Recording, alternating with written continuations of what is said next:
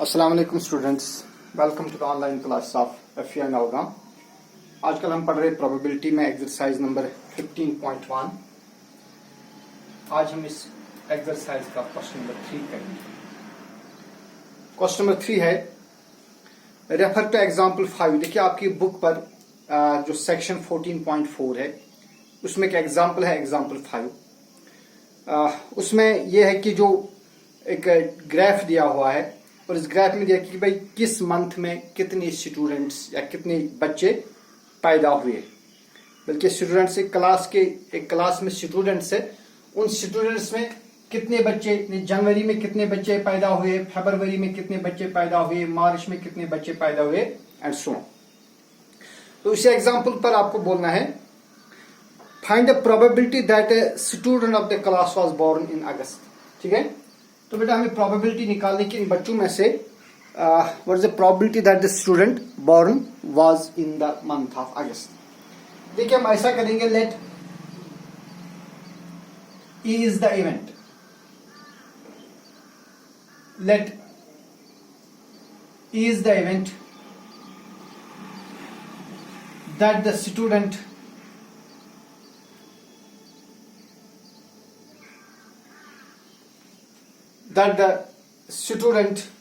was born in August।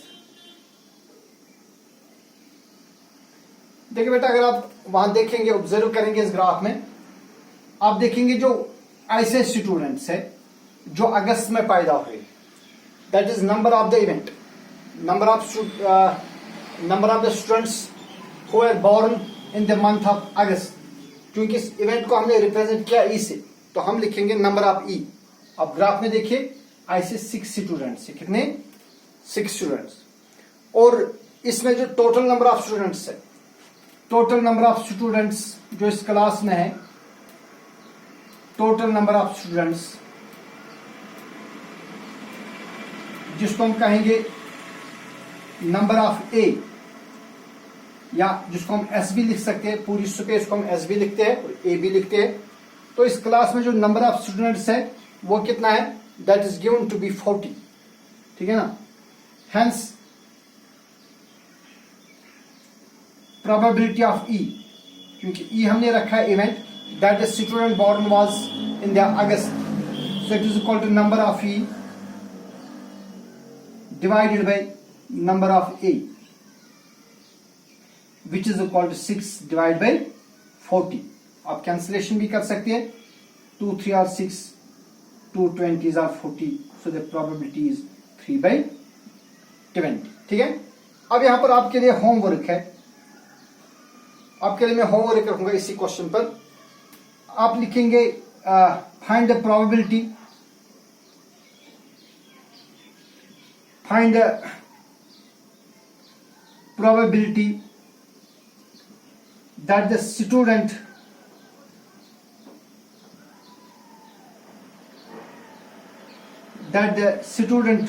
chosen is not born in अगस्त। ठीक है, देखिए अगस्त पर हमने निकाला।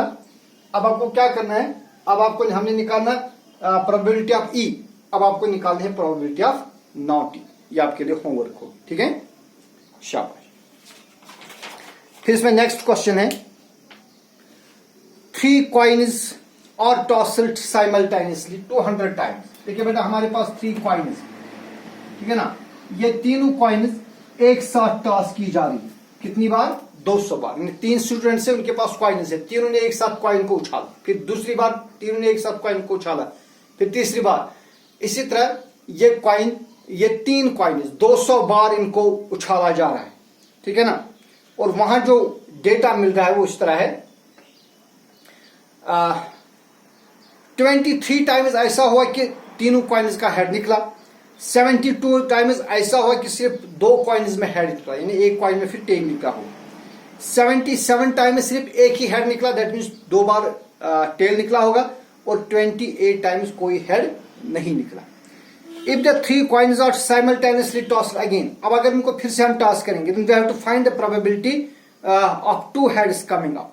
ठीक है ना, ये क्वेश्चन है आपकी बुक पर, question number 4।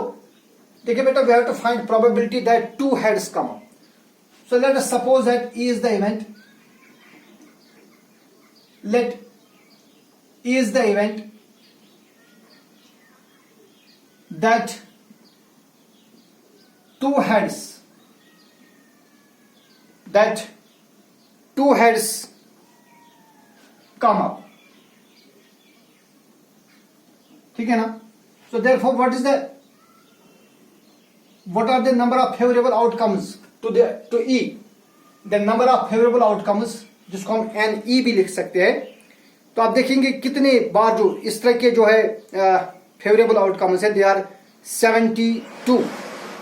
So n of E is equal 72। और बेटा इन कॉइन्स को कितनी बार हम उछाल रहे हैं? 200 बार। कितनी बार? 200 बार। तो नंबर ऑफ ए जो है ना, नंबर ऑफ ए ये कितना है? It is 200। ठीक है ना, देयरफॉर, और हेंस प्रोबेबिलिटी ऑफ ई हमें निकालनी है। प्रोबेबिलिटी ऑफ ई इज, शाबाश, number of E divided by number of A. अब ई में कितने एलिमेंट्स है? 72। So it is 72 divide by 200। आप चाहे तो कैंसिलेशन भी कर सकते हैं इसको 2 से। 2 into 100 is 200, 2 into 36 is 72, 2 into 18 is 36, 2 into 50 is 100, 2 into 9 is 18, 2 into 25 is 50, hence the probability is 9 divided by 25। और आप ऐसे ही भाई रखना चाहेंगे, अगर आप 72 by 200 भी लिखेंगे ये तब भी ठीक है ना। सो probability of the event is 9 by 25। तो इस पर मैं आपको होमवर्क दूंगा, अब आपको निकालना है। होमवर्क है आपके लिए, find the probability, find the probability that 3 heads are coming up।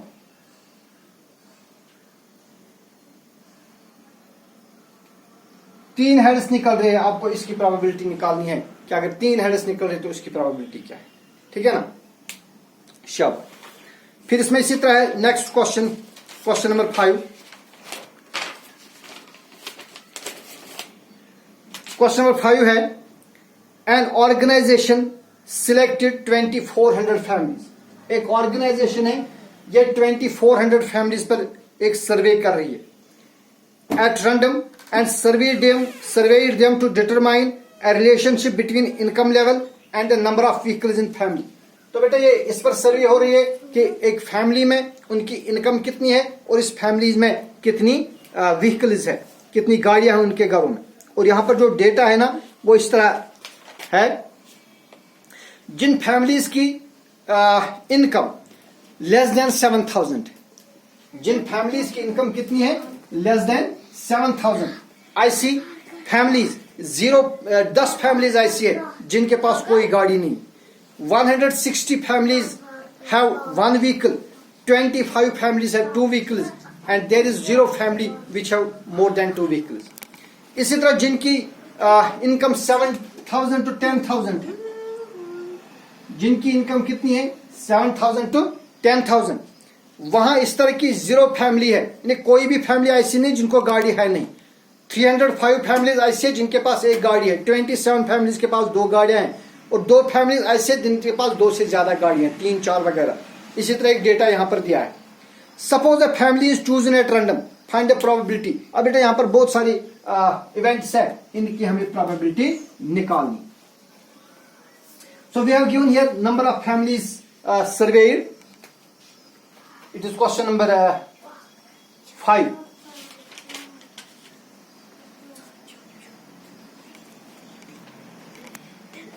देखिए बेटा हम करेंगे नंबर ऑफ फैमिलीज सर्वे। ठीक है ना, देयर आर 1500 सच फैमिलीज। कितनी है? 2400 sorry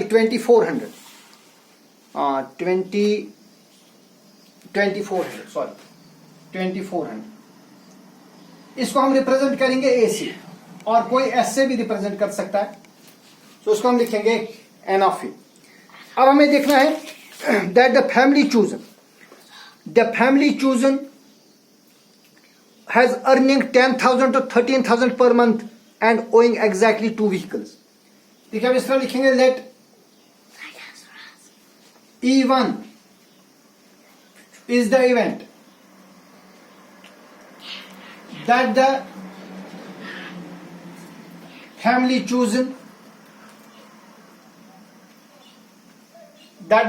chosen has income, has earning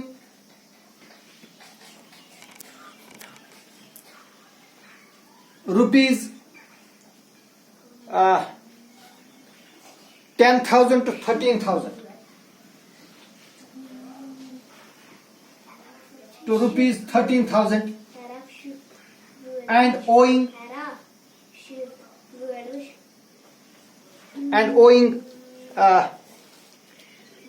exactly 2 vehicles।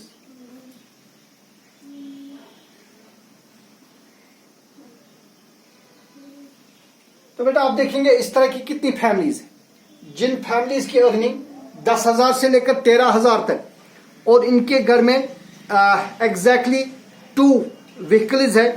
इस तरह अगर आप अपनी बुक देखेंगे, इस तरह की 29 फैमिलीज, ठीक है ना। तो देयरफॉर नंबर ऑफ E1, इस इवेंट के फेवर में जो आउटकम्स है that is given to be 29। इन्हें 29 फैमिलीज ऐसी है जिनकी इनकम 10,000 से लेकर 13,000 तक है, और उनके घर में एग्जैक्टली 2 व्हीकल्स है, न 2 से ज्यादा है न 2 से कम है। इस तरह की कितनी फैमिलीज है? इस तरह की 29 फैमिलीज। तो अब हमें क्या निकालना है? Therefore we have to find probability of E1। Probability of this event is number of E1 divide by number of A। अब बेटा नंबर ऑफ E1 कितनी है? 29, और नंबर ऑफ A कितनी है? They are 2400। So probability of this event is 29 divide by 2400, ठीक है। इसी तरह दूसरा इसमें आपको अर्निंग इज ₹16,000 और मोर पर month and owing exactly 1 week. अब बेटा हम सपोज करेंगे let E2 is the event that the family chosen has earning ₹60,000 or more, has earning ₹16,000 or more। Let E2 is the event that the family chosen has earning ₹16,000 or more and owing exactly 1 week, तो आप देखेंगे जो number of E2 that is outcomes which are favourable to E2, तो हमें देखना है कि ऐसी फैमिलीज जिनकी इनकम 16,000 से ज्यादा है और इनके घर में एग्जैक्टली 1 व्हीकल है। इस तरह की आप जो फैमिलीज है दे आर 579। इस तरह की कितनी फैमिलीज है? 579। Then you have to find probability of E2. Probability of E2 is number of E2 divided by number of A। अब बेटा 500 जो नंबर ऑफ E2 है वो कितना है? That is 579 divided by number of A is 2400। अब आप खुद चेक करेंगे, अगर कहीं पर कैंसिलेशन होगी तो आप कर सकते हैं, अगर नहीं भी करेंगे तो कोई भी बात इसमें नहीं, ठीक है ना। इसी तरह इसमें तीसरा चौथा पार्ट है वो आपके लिए होमवर्क रहेंगे, वो आप खुद करो, ठीक है भाई। बिल्कुल आसान से क्वेश्चन है, इसमें बिल्कुल कुछ भी टफ नहीं है, आसान है, ये आप खुद करें। Then is our question number 6, refer to table 14.7 chapter 14। अब चैप्टर 14 पर आपको जाना है। Find the probability that a student obtained less than 20% marks in mathematics test, and दूसरा हमने निकाला find the probability that a student obtained marks 60% और above। देखिए आपकी बुक पर एक टेबल है, ये टेबल में बनाऊंगा, इस तरह एक टेबल है, दीज आर मार्क्स, और यहाँ पर फिर लिखा है number of students.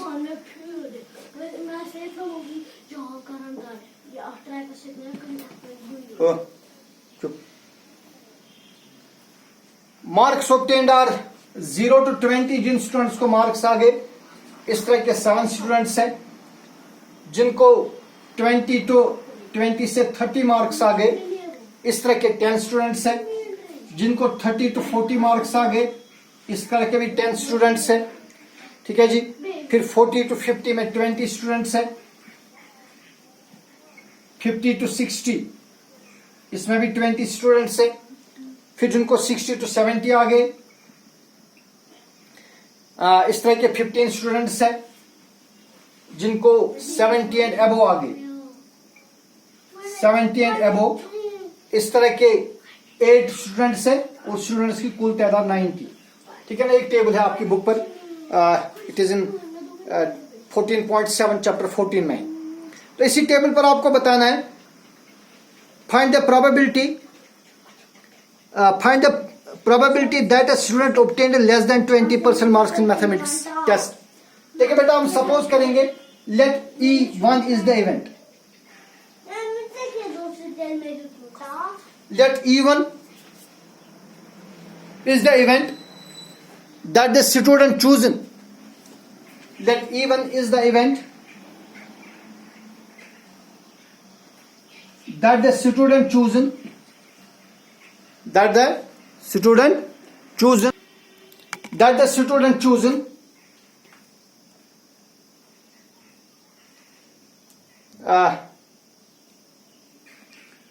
obtained less than 20% marks.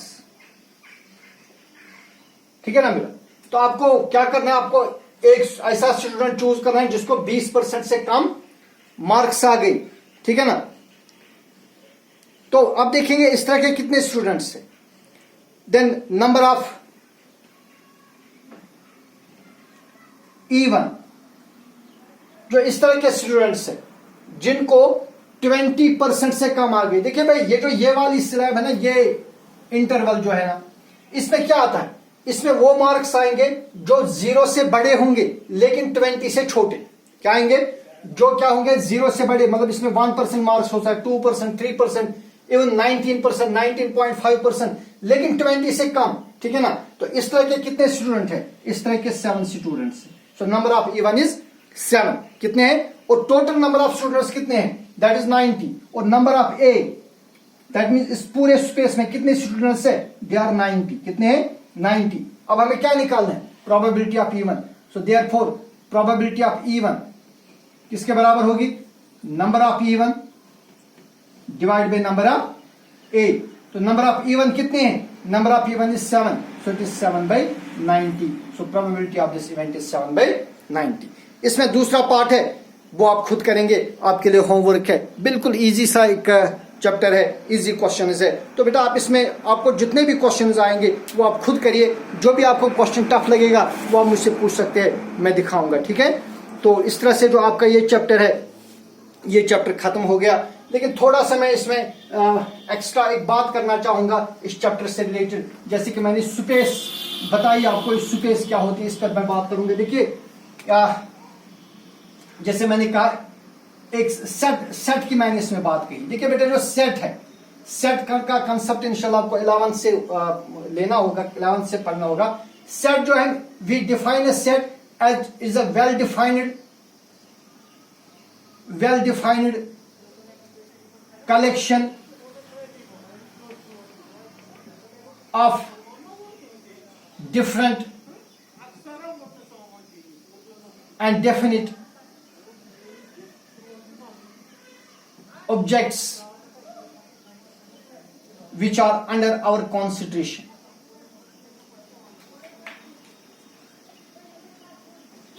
ठीक है ना। So we say it's a well defined collection of objects. तो ये जो सेट है, जैसे मैंने कहा कि आपको 11th में पढ़ना है, इसमें एक सेट होता है, उसको हम रिप्रेजेंट करते हैं, इसके उसको बोलते हैं यूनिवर्सल सेट। क्या बोलते हैं, यूनिवर्सल सेट। लेकिन यहां पर हम प्रोबेबिलिटी में हम इसको कहते हैं सैंपल स्पेस। ठीक है, इसको हम स्पेस कह सकते हैं और सैंपल स्पेस कह सकते हैं। इस सैंपल स्पेस के अंदर मानिए 2 सेट्स है।